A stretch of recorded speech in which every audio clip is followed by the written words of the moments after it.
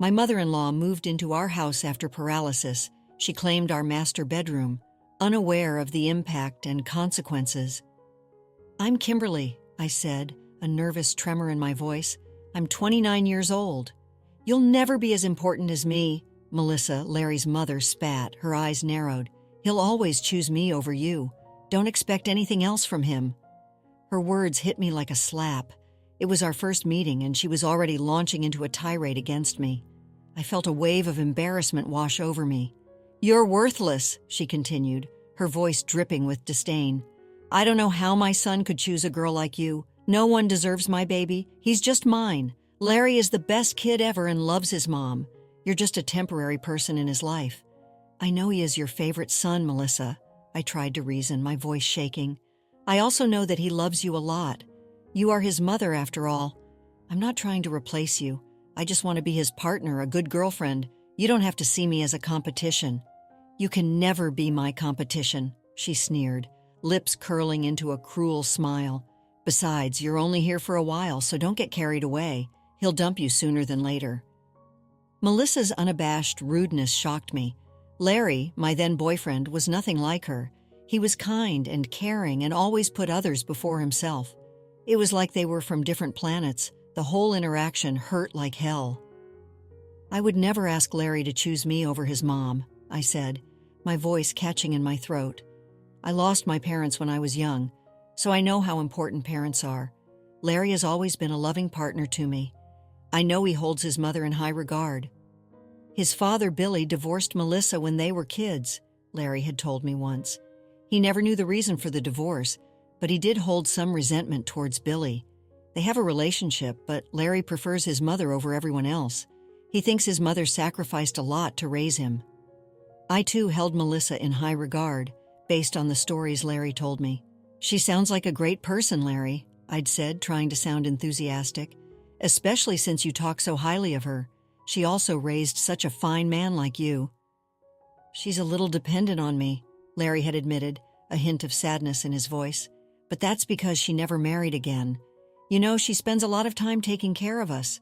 Mom never had the time to date, so she expects a lot of emotional support from her kids. She sounds like a great person, Larry, I'd said, trying to sound enthusiastic. Especially since you talk so highly of her. She also raised such a fine man like you. She's a little dependent on me, Larry had admitted, a hint of sadness in his voice. But that's because she never married again. You know, she spends a lot of time taking care of us. Mom never had the time to date, so she expects a lot of emotional support from her kids. See, at least you consider that, I said, trying to lighten the mood. I don't know why no one else could tolerate her. We gotta be a little compassionate, you know? I can't just leave her like Dad did, Larry. I'm sure they had their reasons, I said, trying to sound understanding. But you were right. You can't just drop your mom off for anyone. It turned out I was one of those girls in the future. I would hate his mother and make things difficult for him. Larry's siblings, Scott and Catherine, tried to warn me. Kimberly, I know you've met our mother, Scott said, his voice gentle but firm. You don't have to pretend to like her. We don't worship her as Larry does. He can be a little too naive when it comes to Mom. Yeah, I mean, Mom did raise us, Catherine added, a hint of weariness in her voice. But she wasn't exactly a star parent, although Larry might think otherwise. I tried to reassure them, but I knew they were right. Melissa didn't like me. She was firm in her judgment. I'm sorry you had to go through that, Catherine said, her voice filled with sympathy. I just hope she didn't say anything overly hurtful. Look, I don't know if Larry told you, but she's always been this way towards his girlfriends, Scott explained. She has a habit of chasing them away. Mom just can't take it when Larry and I give attention to someone other than her. She thinks just because she chose not to date, she's entitled to our time and attention. Kimberly, we like you, Catherine said, her voice warm. So take this as a warning. Larry can be very dense when it comes to Mom. He takes her side most of the time. We know it has cost him many relationships. Don't let Mom win this time. You're perfect for Larry. I don't know, guys, I said, feeling overwhelmed. It feels very weird to compete with his mother. I don't have my parents anymore, so I feel bad for Melissa. I don't want to take Larry away from her, believe me. Kimberly, he needs to be away from her, Scott said, his voice firm. Otherwise, he'll never be happy. Scott and Catherine gave me some good insight into what my relationship with Larry would become. It was true that Larry spent a lot of time with his mother. He even often canceled dates to be with her. Melissa also called him over whenever there was any minor inconvenience. She never worked and was still getting alimony from Billy. I did meet Billy a long time after I met Melissa and the siblings. Billy seemed to be more like Larry and the siblings. It was easy to see why he had to divorce Melissa. I never had a problem with Larry canceling dates for Melissa. I would make exceptions when she generally had an emergency. However, his constant catering to Melissa wore me down. Scott and Catherine's words kept ringing in my head. I knew it was time to sit down and have a conversation with Larry. "Larry," I said, my voice soft but firm, "I like that you take care of your mother so much, but you're starting to neglect me a lot this month. You have canceled all our dates just to be with her. It's getting annoying, you know." "Mom relies on me a lot," Larry said, his voice tinged with guilt. "Scott and Catherine don't bother to visit anymore, so I'm the only one who has to help." Hey, pause for a moment. Would you care to support us? Like this video and subscribe for more? Now, let's dive back into the story. "I can understand if she needs your help or if there's an emergency," I said, trying to be understanding. "But you've canceled our dates for no reason. You don't have to run to her when she is slightly bored." "Well, she's my mom," Larry said, his voice defensive. "And she doesn't have anyone else. Do you expect me to drop her when I'm with you?" "I'm not saying that, Larry," I said, my voice rising in frustration. "I just want you to start thinking about which visits are important and which are not." No matter how much I tried to make him understand, Larry never agreed with my reasoning. However, he did promise to make it up to me. I was pretty miffed, but didn't complain because he was trying his best. Slowly, I was starting to realize why none of his exes liked Melissa. She was unbearable. Every time I was with Larry, she would try to get his attention. When she realized I was more permanent than she thought, she started to become more demanding. It all came to a head when Larry proposed to me. I said yes because I loved this man.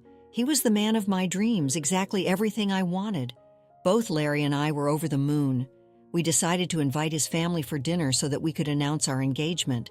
Larry happily called his family and asked them to come over. Billy was the first one who came. He was super excited for us and gave us his heartiest congratulations. Scott and Catherine also came early and were extremely excited for the wedding. But when Melissa walked in and saw the ring on my finger, she just flipped. "Larry, am I seeing things?" she asked, her voice sharp with disbelief. "Did you propose to her?" "Yes, Mom," Larry said, his voice calm. "I popped the question yesterday. She said yes. I asked everyone to dinner to announce the engagement." "You have to be kidding me," Melissa said, her voice rising. "What is wrong with you, Larry? You were too young to settle down with whoever you found on the street. You didn't even consult me before asking her." "Mom, what are you saying?" Larry asked, his voice strained. "You always knew I was going to propose to her, but I never permitted you. How dare you propose without asking me?" "Why did you spend so much money on the ring?" Melissa demanded, her voice laced with venom. "This stupid girl doesn't deserve anything so expensive." "Kimberly, are you happy now that you have taken away my boy?" Melissa asked, her eyes burning with anger. "Melissa, what are you saying?" I said, my voice trembling. "You should be happy for us. We love each other. You are my family as well now." "Melissa, calm down," Scott said, trying to soothe the situation. "It's natural Larry would settle down with Kimberly. She is a great girlfriend. We all knew the engagement was coming." Stop making a scene," Catherine added, her voice exasperated. "This is ridiculous. Larry doesn't need your permission to marry. He's old enough to make his own decisions." Melissa just wouldn't listen to anyone. She kept screaming at us and calling us names. Some of the things she said about me were downright nasty. I just can't repeat them here. Larry was pretty stunned throughout the whole debacle. He didn't say much either. It was just Melissa screaming while the rest of us tried to calm her down. After a while of screaming and crying at us, Melissa left. The rest of us decided to sit for dinner so that the food was well spent. Before everyone left, Catherine pulled me aside. "Kimberly, I think it's time you set some boundaries with Mom," she said, her voice serious. "She called you horrible things in front of us. Larry needs to learn to stand up for you." "I know, Catherine," I said, my voice tired. "I think I had enough. I tried so hard to make her like me. I won't do that anymore. She has disrespected me a lot today. I won't put up with this anymore. I hope Larry understands." "Hold your ground," Catherine said, giving me a reassuring squeeze on the shoulder. "If he loves you and wants you, he'll listen." With that, the group left me and Larry in our rented home. After cleaning up everything, I signaled Larry to the living room. It was time to put some boundaries between us and Melissa. I sat him down and said, "Melissa has been horrible to us today. I think we can agree to that. She overreacted a little. I guess I shouldn't have sprung this on her." "Now, Larry, you are a grown man and don't have to discuss these things with your mom," I said, my voice rising in frustration. "Why are you still defending her? Didn't you hear what she said about me? Are you okay with that?" "Of course not, Kimberly," Larry said, his voice low. "I'm not okay with that, but it's just that she's never behaved this way before."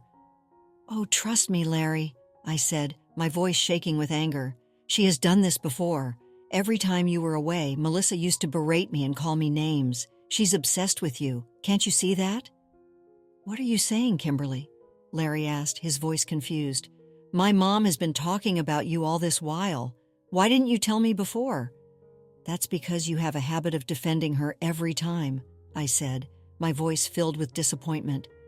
"Look, I know she is your mom and you want her in your life, but I'm going to have low contact with her. You need to rethink your actions and stop catering to her demands all the time." We discussed the problems with Melissa, and Larry agreed to put up boundaries. I was happy that finally he was starting to see through Melissa's toxic ways. However, he still held her dear and refused to berate her for anything. Thankfully, he went over to talk to Melissa and told her to stay away from me. The wedding planning was equally exhausting, with Melissa creating trouble. She even went as far as to change the decorations and try to cancel the venue. My maid of honor had the foresight to install passwords so that only Larry and I could make the changes. When we were informed about Melissa's meddling, I was furious. However, Larry tried to play it down and promised to handle Melissa on his own. Things were pretty tense between us as well. Melissa lost it when she found out we bought a house together. Me and Larry found our dream house, and Billy offered to help with the down payment. We bought it immediately and put both our names on it. Melissa didn't like this at all. She even called Larry and berated him for ignoring her wishes and getting a house with me. Melissa wanted Larry to live with her once her lease was up. She also didn't want him to spend money on a house with me. Hey, pause for a moment. Would you care to support us? Like this video and subscribe for more. Now, let's dive back into the story. The wedding itself was uneventful since Larry gave Melissa a stern talking to. My bridesmaids and maid of honor also kept an eye on her so that she couldn't mess things up. However, things went south when we went on our honeymoon. One night, we got a call from Melissa. "Larry, I have been in an accident," she said, her voice trembling. "I'm at the hospital. The doctors are saying that I have become paralyzed. I need you right now." "What? Where are you, Mom?" Larry asked, his voice laced with panic. "Tell me the name of the hospital. We will come back immediately." "You should have called me sooner," Melissa said, her voice laced with guilt. "I didn't want to spoil a honeymoon. I knew Kimberly would not let you come back. Don't worry, I will get discharged tomorrow, but how I manage on my own? I can't even move. There's no one to take care of me." "Don't worry, Mom," Larry said, his voice soothing. "You can stay with us. I'll take care of you. I'm sure Kimberly is okay with this. I'll come to get you when I return. Take care of yourself." Larry quickly called up his siblings and Billy as well. However, they were pretty confused by the whole deal. They didn't even know Melissa had an accident. When they called her up, she forbade them from visiting her in the hospital. Larry was pissed and said that Melissa was mad at everyone for abandoning her. He also felt bad for neglecting her last year, so he unanimously decided to end our honeymoon there. There was nothing I could do. When we went back, Melissa was already back at her house. She was in a wheelchair and started to cry when she saw Larry. Larry assured her that he would never abandon her again. This time, he never even asked me anything. Melissa also kept giving me weird looks and making snide comments about how I couldn't keep Larry away from her. I stayed quiet because there was no point in attacking her when she was hurt. One thing was bothering me. Melissa never showed us any medical documents or doctor's notes. She even refused to say which hospital she had been to. Larry ignored those red flags and simply told me to leave her alone. When we took her to our house, Melissa said, "You seriously can't think about putting me in a guest room? It would be so uncomfortable. It would be better if I got the master bedroom. Your room is so much bigger and has all my needs. I'm so sick right now. I need comfort." "Of course, Mom," Larry said, his voice filled with concern. "If you think the master bedroom will be better, you can stay there. We won't mind. I just want you to be comfortable right now." "Thank you so much, Larry," Melissa said, her voice dripping with gratitude. "I hope Kimberly is not mad at me. You guys didn't even get to enjoy your new room first. I can stay in the guest room if she wants. Who cares if I'm uncomfortable? You can stay in the master bedroom, Melissa," I said, my voice calm. I never objected to it. Melissa just looked at me and smirked. She was enjoying the fact that Larry was paying attention to her. Larry never discussed anything with me before giving in to his mother's demands. He kept blaming himself for not being there for her. Scott and Catherine were also very weirded out by the situation. Everything seemed too suspicious for us. I left it alone because I didn't want Larry to get the wrong idea. Things went pretty much downhill after that. Melissa monopolized Larry's time after coming home from work. She called him to her room and kept him there till dinner. Even at dinner, Melissa insisted Larry eat with her. I was left to eat alone in the kitchen. It was like Larry never had time for me.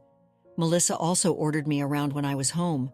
If I told her no, she would call Larry and cry to him. Larry and I have often gotten into arguments because he wanted me to do more. However, I was starting to hit rock bottom with him. My suspicions about Melissa's health never went away, so I decided to keep an eye on her. One thing that Melissa never knew was that we had cameras in the master bedroom. It was in place so we could keep track of things if they went missing. Neither I nor Larry told her about it. One day when I was in the office, I decided to look at the recorded videos. Lo and behold, it was Melissa walking perfectly fine and looking through all the drawers and cabinets in my room. Guys, I was shocked. Sure, I had my suspicions, but I didn't know Melissa would do something like this. After finding the truth, I decided to wait before confronting her. Larry and I were still arguing and didn't want to piss him off anymore, so I was biding my time and waiting for the right moment. The perfect time was just about to come. About 4 months after Melissa moved in, she told us that we needed to talk. We went to her room and waited for her to begin. "You guys know that I've been going to the doctor with my friend today," she said, her voice trembling.